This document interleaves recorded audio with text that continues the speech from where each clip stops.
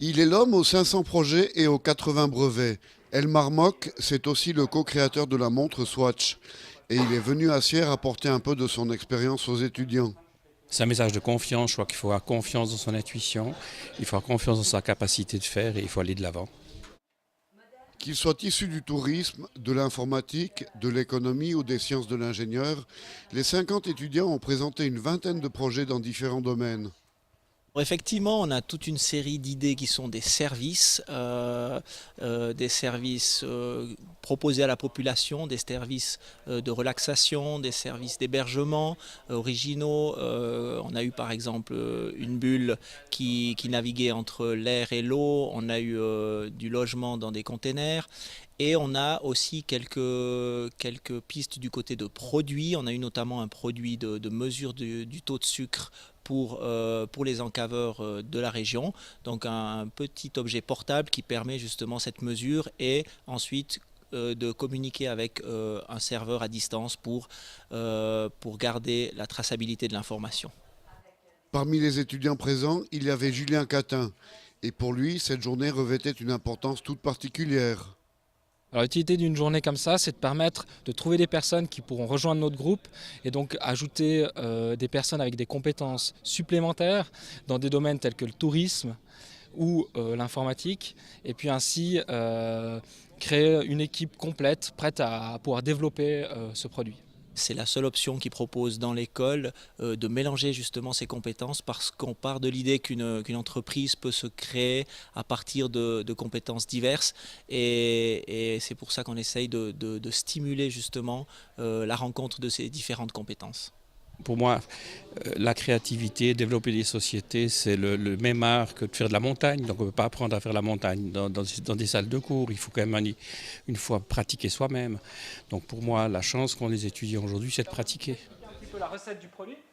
Alors, tout d'abord, vous prenez un soupçon de Prizzi, un site de jeu en ligne gratuit qui vous permet de gagner des objets réels. Vous ajoutez à cela une pointe de supercard au niveau des points fidélité.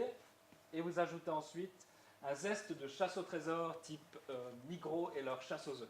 À l'heure de la présentation des projets, Julien Catin et son team ont présenté Radar Quest, une application pour smartphone qui permet de gagner des points fidélité en se déplaçant à différents endroits.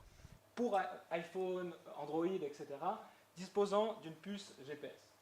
L'utilisateur justement installe l'application gratuite sur son téléphone et ensuite il n'a plus qu'à vivre sa vie au quotidien en lançant de temps en temps l'application et découvrir s'il y a de nouveaux objets à disposition à proximité de l'endroit où il se trouve.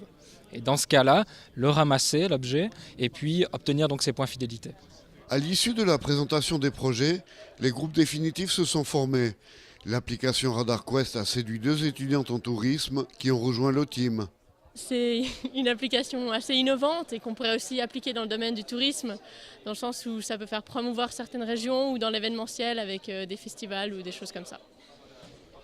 Alors on a eu tout à l'heure la partie présentation des différents projets. Maintenant, qu'est-ce qui va se passer pour la suite de l'après-midi ? On va être ensemble en groupe et on va réfléchir sur les possibilités qu'offre le projet et puis le représenter avec des nouvelles idées ou des apports qu'on a eus au fait entre les différentes filières. Retour dans la salle, le team Radar Quest est en train de préparer une présentation plus détaillée du projet qui sera par la suite soumise à l'évaluation du jury. Vous êtes président du jury, finalement sur quels critères allez-vous juger les projets ? C'est très émotionnel, donc on va essayer de comprendre déjà ce que les étudiants veulent représenter, comment ils sont capables de transmettre le message, comment ils sont capables de vivre, d'intégrer vraiment leur projet et dans quelle mesure ils ont cette envie qui donne toutes les chances de réussir. Le temps d'une présentation publique des projets, et les étudiants se lancent dans une épreuve de team building. L'exercice n'est pas si évident qu'il n'y paraît.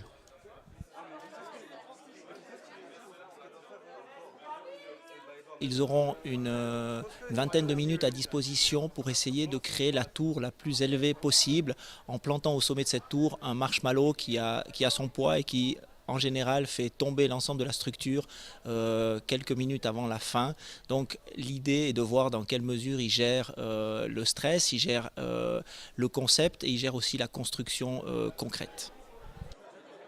Cela fait déjà 9 heures que la journée a commencé. Tout le monde se réunit autour d'un apéritif dînatoire. Pour Julien, c'est déjà l'occasion d'un premier bilan. C'était une journée riche en émotions, un peu fatigante mais remplie de points positifs, où on a pu vraiment se mettre en avant et parler devant un public, et puis proposer, se défendre devant un jury. Donc c'était très intéressant. Vous révélez le vainqueur, le grand vainqueur de la journée. C'est Wave OS, l'équipe numéro 8, avec 33 points. Bravo.